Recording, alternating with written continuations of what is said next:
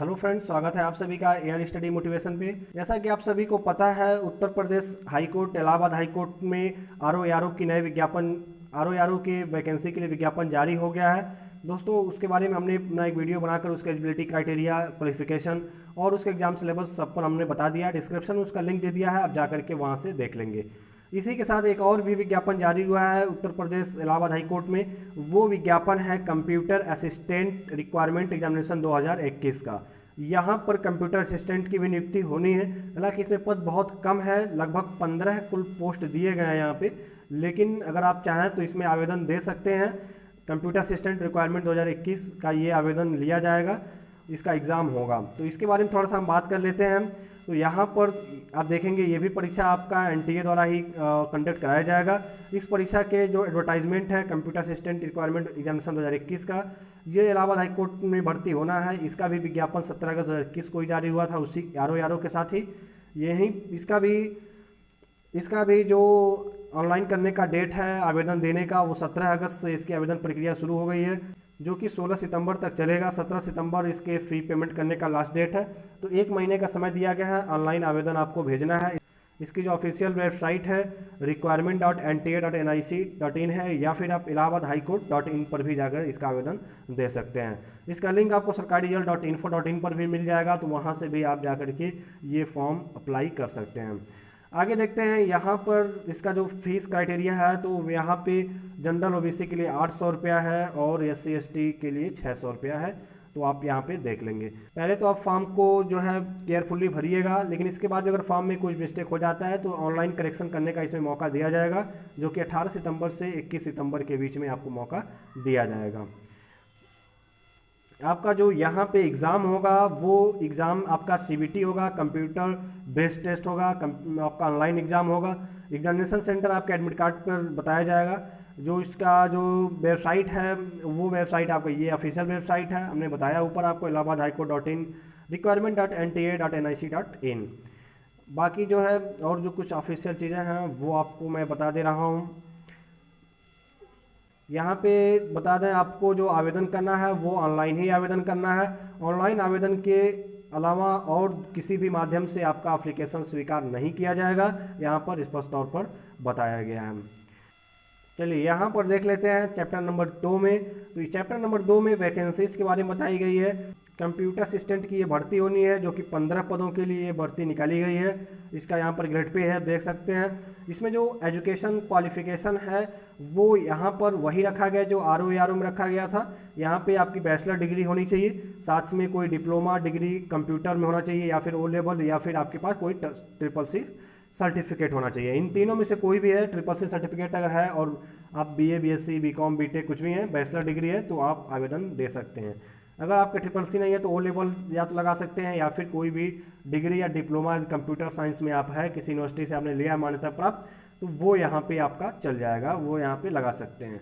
तो इन तीनों में से कोई एक चाहिए, साथ में बैचलर डिग्री चाहिए। और यहाँ पे जो तीसरा आपका क्वालिफिकेशन है वो मिनिमम टाइपिंग स्पीड आपकी कंप्यूटर टाइपिंग टेस्ट होगा, जो 25 वर्ड पर मिनट। इंग्लिश में टाइपिंग टेस्ट आपको यहाँ पे करना है, 25 वर्ड पर मिनट आपका होना चाहिए। तो ये आपका एजुकेशन क्वालिफिकेशन है। यहाँ पर रिजर्वेशन संबंधित बताया गया है। रिजर्वेशन में शेड्यूल कास्ट के लिए क्या है, शेड्यूल ट्राइब के लिए क्या, अदर बैकवर्ड कास्ट के लिए सब 27% है, अनरिजर्व्ड के लिए कुछ भी नहीं है। यहाँ पे जो 15 कुल पद हैं, इस 15 पदों को बांटा गया। 3 पद जो है SC के लिए है। आपके जो शेड्यूल ट्राइब हैं, जनजाति हैं, उनके लिए, आदिवासियों के लिए कोई पद नहीं है। यहाँ पे OBC के लिए 4 पद है और अनरिजर्व्ड कैटेगरी के लिए 8 पद है। टोटल 15 पद है यहाँ पे। तो ये आप देख लेंगे। बाकी ये जो वुमेन और डिपेंड फ्रीडम फाइटर हैं, एक्स सर्विसमैन हैं, ये उनके लिए है। आगे आपसे बात कर लेते हैं एज लिमिट की। तो एज लिमिट की यहाँ पे आप एलिजिबिलिटी क्राइटेरिया देख सकते हैं। तो एलिजिबिलिटी क्राइटेरिया हमने तो बताया ही है आपको पहले, कि यहाँ पे आपके पास कोई बैचलर डिग्री होनी चाहिए, साथ में डिग्री डिप्लोमा कंप्यूटर साइंस में, या CCC या O लेवल सर्टिफिकेट, इन तीनों में से कोई एक होना चाहिए। और इसके साथ साथ आपका computer typing test 25 word per minute आपका इंग्लिश टाइपिंग होना चाहिए कंप्यूटर पे। ये आपका इतना क्वालिफिकेशन होना चाहिए। आगे जो है बात कर लेते हैं एज लिमिट की। तो एज लिमिट यहाँ पे रखा गया है 18 वर्ष से लेकर के 35 वर्ष रखा गया है। और कब इसे आप निकालेंगे तो 1/7/2021 तक आप इसको कैलकुलेट करेंगे। यदि 1/7/2021 तक आप 18 वर्ष से 35 वर्ष के बीच में है या 35 वर्ष तक हैं तो आप इसमें आवेदन दे सकते हैं, 18 वर्ष से 35 वर्ष के लोग। ठीक है, चलिए यहाँ पे एक दिया गया है कि आपको समझने के लिए कि 2 जुलाई 1986 से पहले का आपका डेट ऑफ बर्थ है या 1 जुलाई 2003 के बाद का डेट ऑफ बर्थ है तो आप इसमें आवेदन नहीं कर सकते हैं। इसके बीच में आपका डेट ऑफ बर्थ होगा तो आप 18 से 35 वर्ष के बीच में होंगे।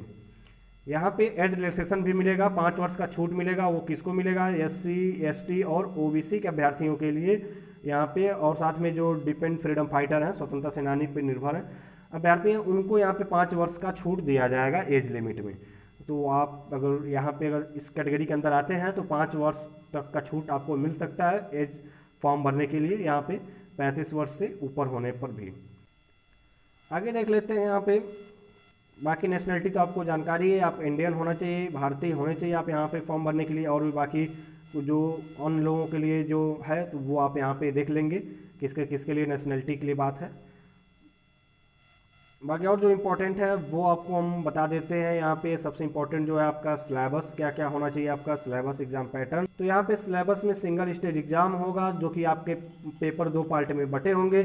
पहला जो पार्ट होगा वो आपका मल्टीपल चॉइस क्वेश्चन के लिए 200 क्वेश्चन आपसे दिए जाएंगे जो कि 200 मार्क्स के होंगे। एक क्वेश्चन 1 मार्क्स का होगा। 3 घंटा में इसे आपको करना है, 180 मिनट में, नेगेटिव मार्किंग नहीं होगा, मिनिमम क्वालिफाई मार्क्स इसमें नहीं रखा गया है। तो ये पहले आपको 3 घंटा में 200 क्वेश्चन करना होगा, 200 मार्क्स का होगा ये। एक क्वेश्चन सही करने पर 1 नंबर आपको मिलेगा। गलत क्वेश्चन करेंगे तो कोई नेगेटिव मार्किंग नहीं है, तो आपके लिए यहाँ पर प्रॉफिट हो सकता है। जितने सही क्वेश्चन करेंगे उतने नंबर आपको पूरे मिल जाएंगे। तो ये 2 घंटे का एक पेपर, तो ये 3 घंटे का एक पेपर होगा पार्ट 1। इसके बाद आपको 15 मिनट का गैप दिया जाएगा और फिर आपको पार्ट 2 कराया जाएगा। पार्ट 2 में आपका क्या होगा तो ये टाइपिंग टेस्ट होगा। पार्ट 2 में टाइपिंग टेस्ट आपका 50 नंबर का होगा, 20 मिनट आपको दिया जाएगा, नेगेटिव मार्किंग यहाँ भी नहीं होगा।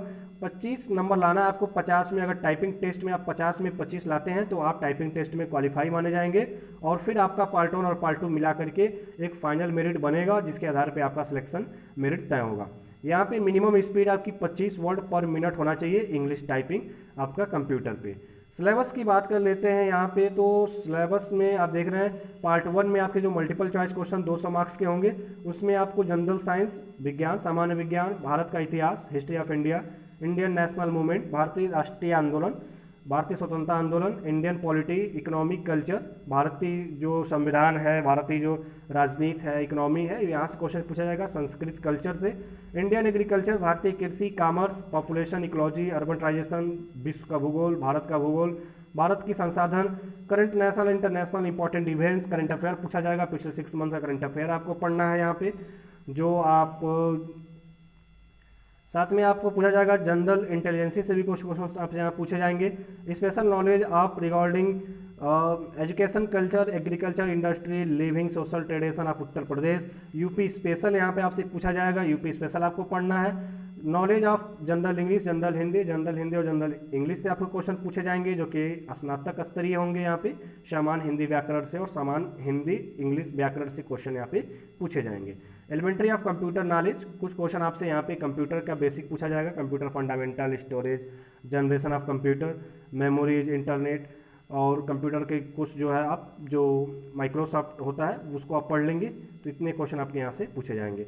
पार्ट 2 जो होगा आपका कंप्यूटर नॉलेज टेस्ट, जो आपका टाइपिंग टेस्ट होगा। 500 वर्ड आपको दिए जाएंगे जो आपकी सेम फॉर्मेट में आपको नीचे टाइप करना है।